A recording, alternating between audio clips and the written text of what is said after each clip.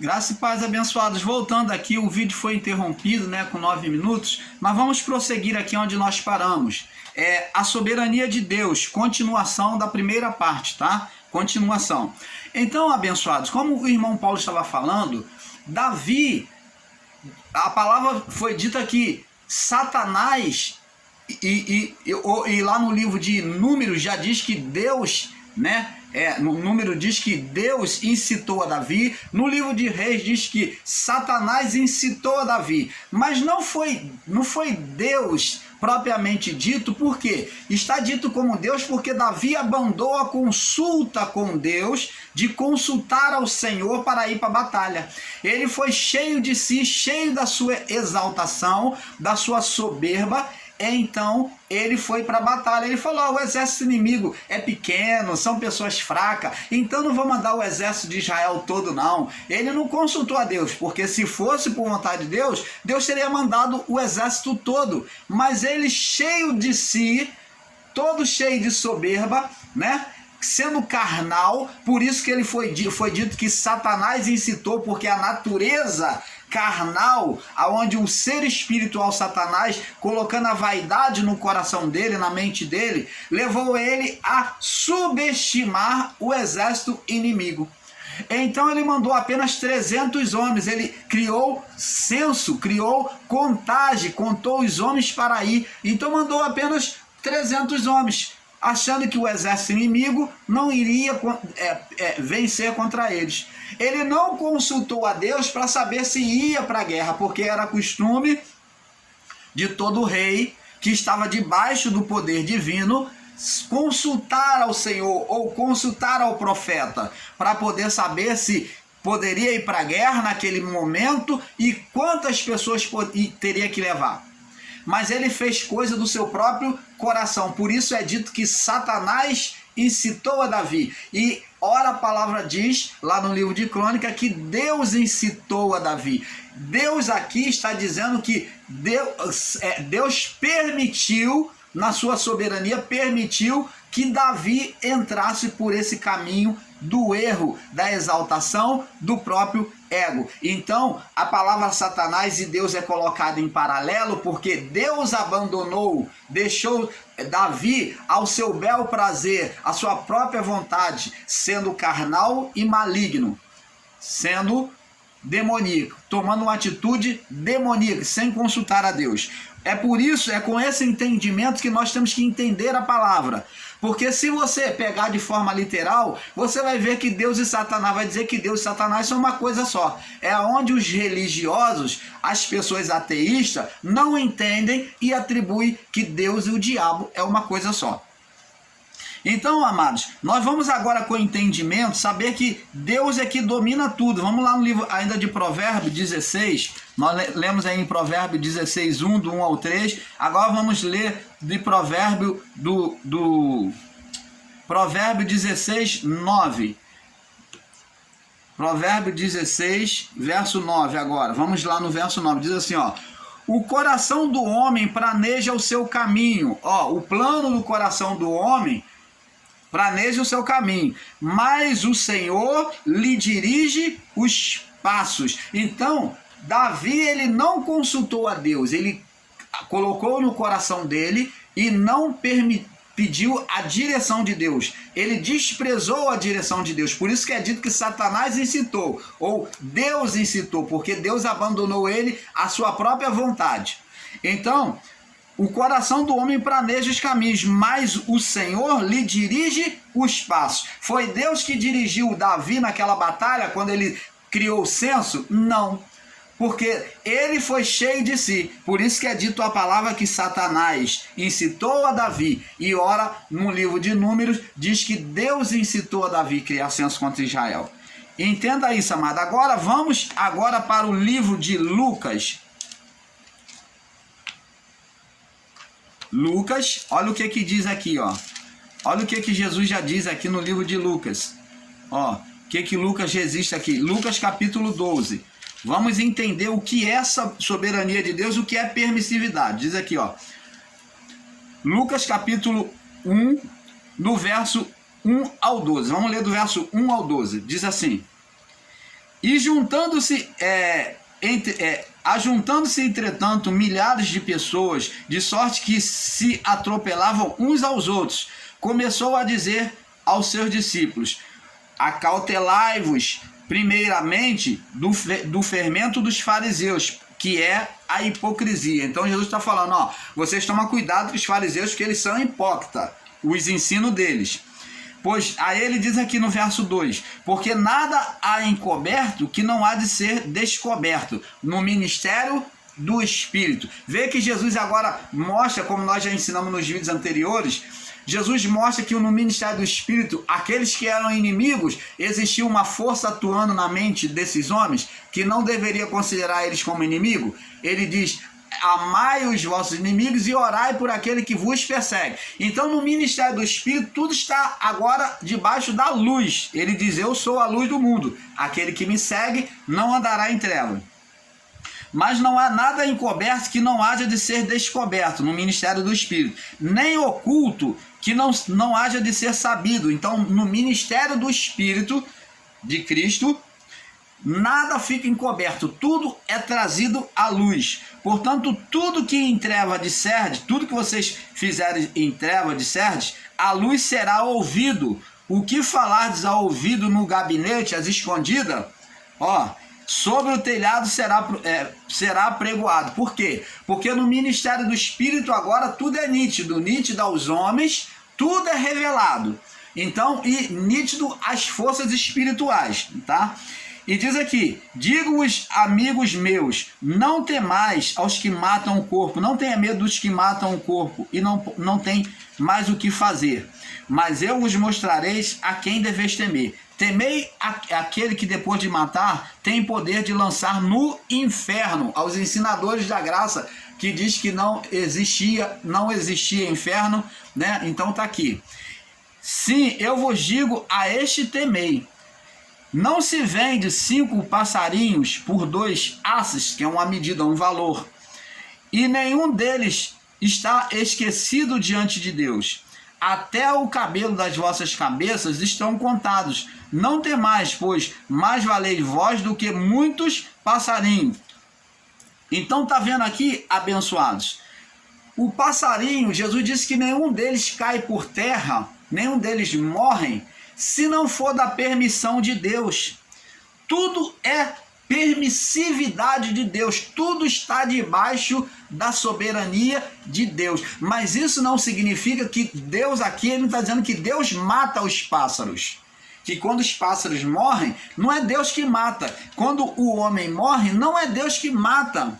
Mas ele está dizendo que tudo é por permissividade, mas aonde ele também demonstra que Deus é soberano, Deus está no controle. Ele diz, ó, eu vos mostrarei a quem deveis temer, ó, quem é soberano.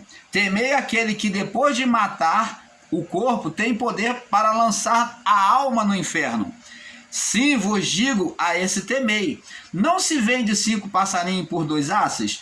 E nenhum deles está esquecido diante de Deus. Nem um pássaro está esquecido diante de Deus. Mesmo aquele que morre, ele não está esquecido diante de Deus. Tudo está no controle de Deus. Deus é soberano sobre tudo. Mas diante de toda criação, há o quê? A permissividade, a liberdade que foi dado ao homem na sua vida. Você está vendo aqui? Tanto que ele diz aqui, ó, até o cabelo das vossas cabeças, estão todos contados. Não temais, pois mais valei vós do que muitos passarinhos. Se Deus cuida do passarinho, não vai cuidar de nós?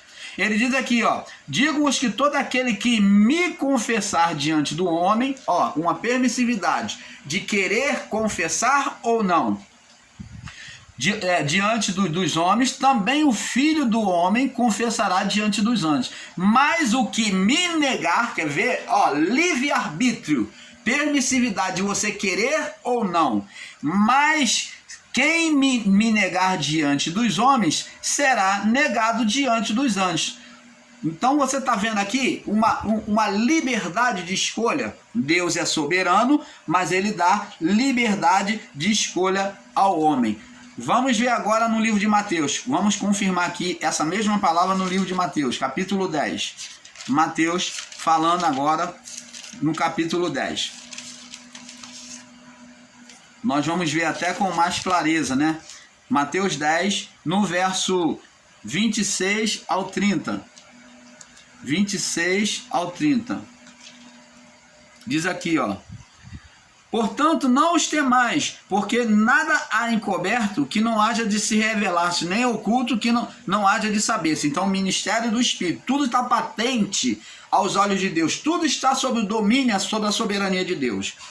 E o que vos digo em treva, dizei em luz, e o que escutais aos ouvidos, pregai sobre os telhados. Não temais os que matam o corpo e não podem matar a alma. Temei antes aquele que pode fazer perecer no inferno a alma e o corpo. Não se vende 2 passarinhos por um aço, nenhum deles cairá por terra sem a vontade do vosso Pai. E até os vossos, mesmo os cabelos das vossas cabeças, todos estão contados. Não temais, pois mais valeis vós do que muitos passarinhos. Então tá vendo aqui, não cai nenhum passarinho, não morre nenhum animal, se não for da permissão de Deus. Deus não perde a sua soberania no livre-arbítrio do homem. Ele não perdeu e não perde a sua soberania. Ele é dominador de todas as coisas. Então Deus é soberano. Então vamos lá. Agora, como vemos, amados, o homem tem a liberdade de decisão, mas Deus é soberano sobre tudo e sobre todos. Isto é, quando o homem rejeita a Deus, de sua vida, ele vai arcar com as consequências, né? O homem vai arcar com as consequências. Vamos lá no livro de Salmo 53, aonde o homem vai arcar com as consequências. Ó, 53, no verso 1 e 2, diz aqui: quem deu crédito à nossa pregação? A quem se manifestou o braço do Senhor? Porque ele foi subindo como renovo perante ele, como uma raiz de uma terra seca, que não tinha beleza nem formosura. 50, E diz aqui, e olhamos nós para ele, e não havia boa aparência nele, para que desejássemos. Então, tá vendo? O livre-arbítrio de escolha do homem. Muitas pessoas preferiram não crer em Jesus, mas ele, ainda assim, ele cumpriu o papel dele. Vamos no livro de Salmos, Salmos 14. Salmos 14. Vamos conferir aqui ainda no livro de Salmos 14. Eu creio que vai dar mais clareza. Salmos 14.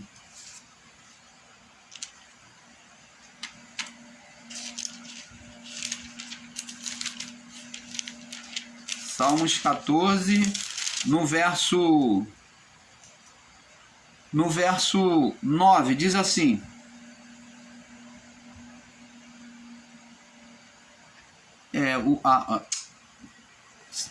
Salmos 14, no verso 1 ao 7, me perdoe.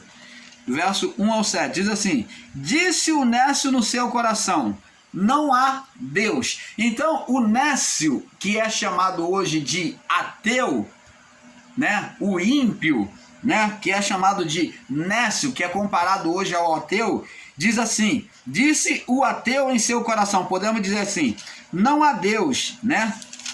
Não há Deus, nem tem se corrompido, faça-se abominável as suas obras, e não há ninguém que faça o bem.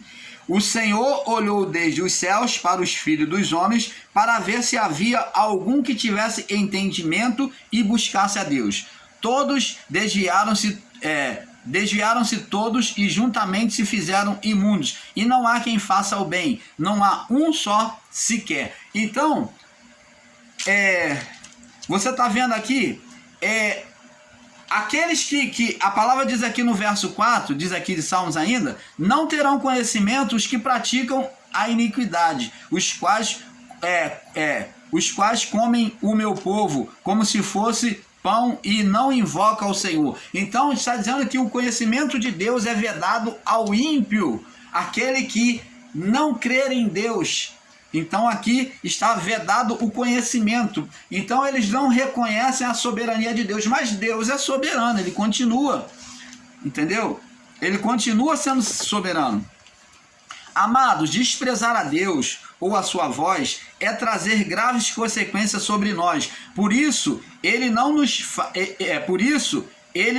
faz observar sobre a vida humana que todo aquele que desprezam o seu pai ou a sua mãe sofrerá as consequências. Vamos lá no livro de Êxodo, ó. Por isso ele criou o mandamento e ele disse para honrar pai e mãe. Êxodo 20. Êxodo 20, no verso 5, verso 12. Êxodo 20, no verso 12, diz assim: é o quarto mandamento, né? É o quarto.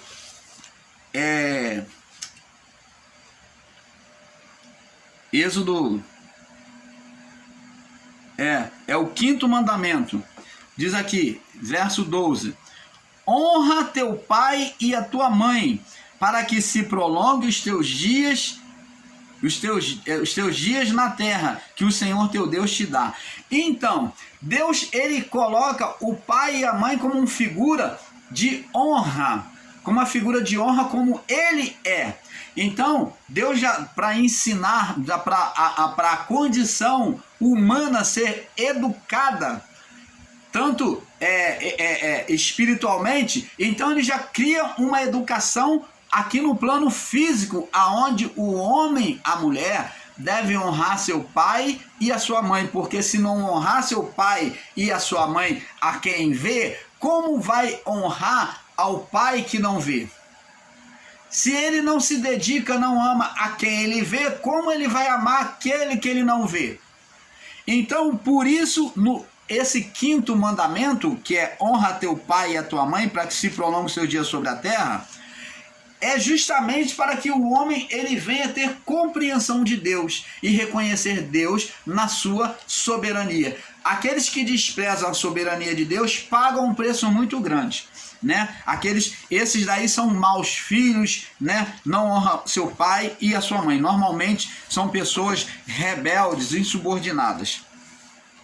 Diz aqui, amados, não tem como negar a soberania de Deus.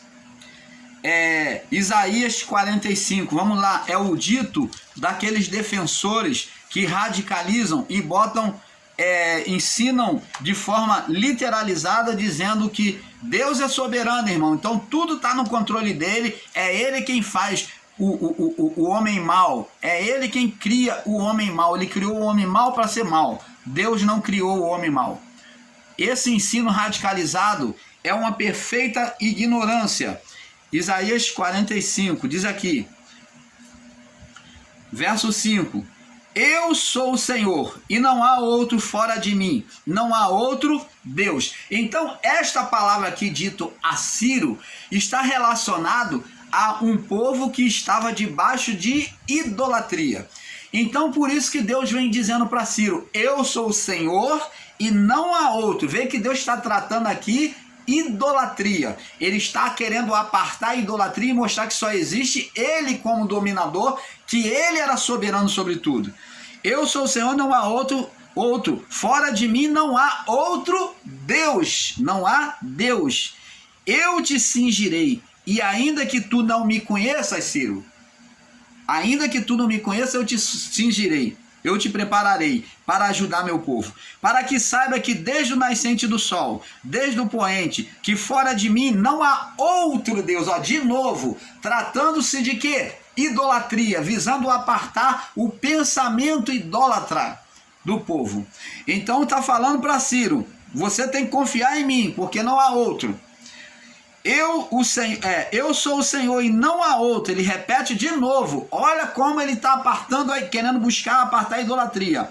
Aí ele, mostrando a sua soberania para Ciro, ele vem mostrar que pela vida de Ciro, ele que outrora foi aplacador do povo de Israel, agora Ciro vem ser usado por Deus. Então ele usa a palavra no verso 7 dizendo assim: eu formo a luz, eu trago a luz e crio as trevas. O povo de Israel passou um momento de sofrimento, de trevas. Eu faço a paz. O povo de Israel passou um momento de labuta, de muita guerra. Eu faço a paz e crio a guerra? Não. Está aqui, eu faço a paz e crio o mal. Por que a palavra guerra não está associada à paz? Porque ele está dizendo que ele faz a paz com o povo de Israel, que outrora rejeitou, então ele deixou ser levado para a Babilônia, ser escravo, né, do povo babilônico, e agora ele diz, ó, eu crio o mal, mas eu também faço a paz com o povo de Israel. Eu, o Senhor, é que faço todas essas coisas. Então, amados, temos que ter um perfeito entendimento acerca dessa passagem, que Deus não está falando que ele cria o mal de maneira literalizada, que ele manifesta, cria o homem mal. Ele não diz que ele cria o mal. Ele está dizendo que cria a manifestação má sobre a vida do homem para um propósito, para tirar Israel daquela condição. Ele também levanta o Ciro para trazer paz para Israel. É isso que Deus está falando. E muitos irmãos não entendem, não lê o texto e tomam o texto fora do contexto, não lê o texto todo. Então temos que entender. Amados, não tem como negar a soberania de Deus. Isaías 45, 5 ao 7. Pois ele é que domina a situação boa e a situação má. Ele é dominador, né? É isso que ele mostra para Ciro. Como vemos que Jó também entendeu isso, só que ele pensou no seu coração que foi Deus que tocou nele para deixá-lo naquele estado. Jó capítulo 1, no verso 21, 22. E ele diz aqui, Jó diz, o Senhor deu, o Senhor tomou. Bendito seja o nome do Senhor. Então Jó, no seu entendimento, ele achou que Deus que tinha tocado nele e ter feito ele assim. Jó aceitou a soberania de Deus, tinha a compreensão de que Deus era soberano, sim. Mas o entendimento da soberania de Deus para Jó era equivocado, igual desses irmãos em graça que diz que tudo é Deus, que Deus criou o homem maligno. E isso não é verdade. Este mesmo entendimento equivocado Jó tinha de Deus, de que o homem mau é Deus que levanta, é Deus que foi lá e tocou nele. E não foi Deus, foi o ser Satanás. E Jó depois diz assim, receberíamos o bem de Deus e não o mal, como se Deus tivesse trazido o mal para ele. E não foi Deus, foi o ser espiritual Satanás.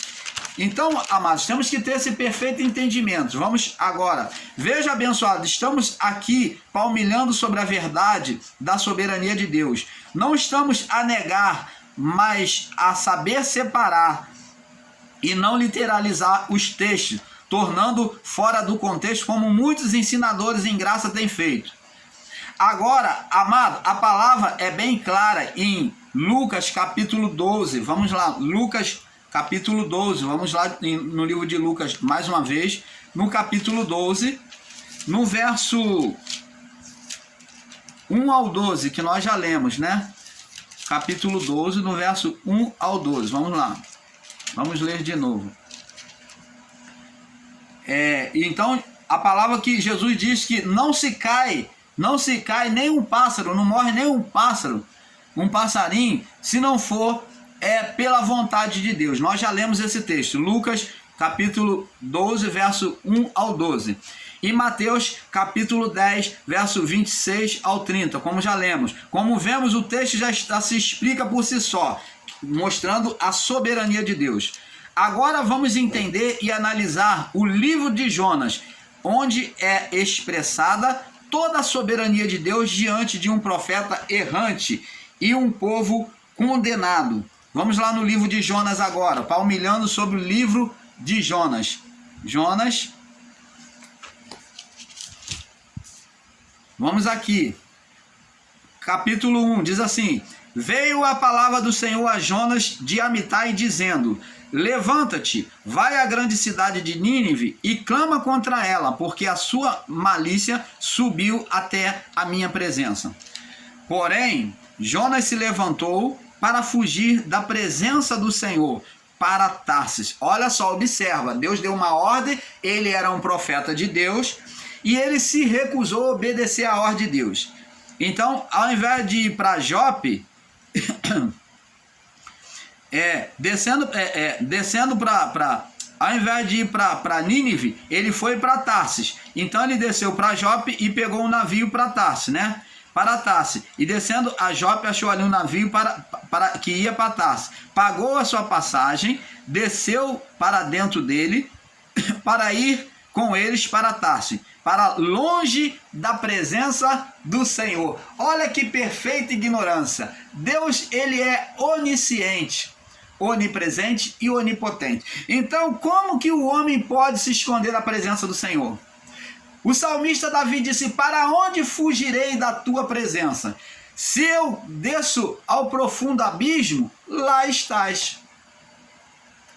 Então não existe lugar que o homem possa se esconder de Deus. E Jonas, na sua ignorância, principalmente sendo um homem de Deus, ele quis se esconder de Deus indo para outro lugar, achando que Deus não iria achar. Mas o Senhor, olha só, agora vamos ver a soberania de Deus dentro da vontade absoluta.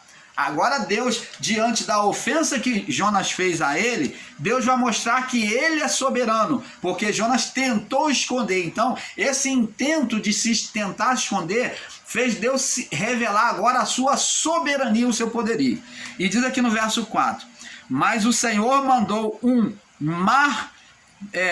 no mar, aonde Jonas estava no barco, um grande vento, e fez-se o mar uma grande tempestade, e o navio estava a ponto de quebrar-se. Preste atenção, meu amado, essa tempestade é diferente da tempestade onde os discípulos estavam sozinhos e Jesus vem caminhar sobre o mar. É diferente da tempestade onde Jesus estava dormindo no barco. Não foi Deus que enviou aquelas tempestades não, tá? Ali foi uma obra satânica, uma obra espiritual contra a fé dos discípulos. Nos dois pontos, quando os discípulos estavam sozinhos em meio ao mar, que vê Jesus caminhando sobre as águas, e quando Jesus está dormindo na popa. Essas duas tempestades foram obras satânicas, tá? Por permissividade de Deus. Mas aqui em Jonas, né, no meio do mar, foi o próprio Deus mostrando a sua soberania de um homem que achava que Deus não estaria vendo ele pelo caminho que ele tomou contrário à direção de Deus. Então Deus enviou uma tempestade. Olha, em um plano específico, em um propósito específico, vemos agora Deus manifestando um mal, uma tempestade contra o barco. E temeram os marinheiros, verso 5, e clamaram cada um ao seu Deus, né? Eles tinham os seus deuses, e lançaram ao mar suas cargas que estavam no navio para aliviarem o seu peso.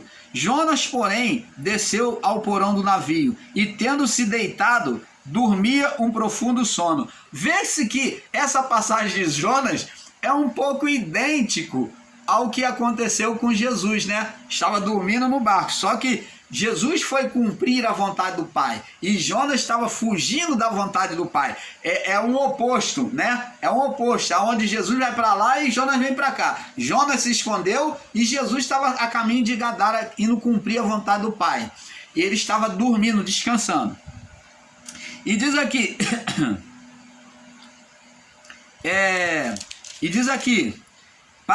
diz aqui, porém Jonas desceu no porão do navio, tendo se deitado, dormia um sono profundo. E o mestre do navio chegou-se a ele e disse: que tens, dorminhoco? Levanta-te, clama ao teu Deus, talvez assim Deus se lembre de nós, para que não pereçamos.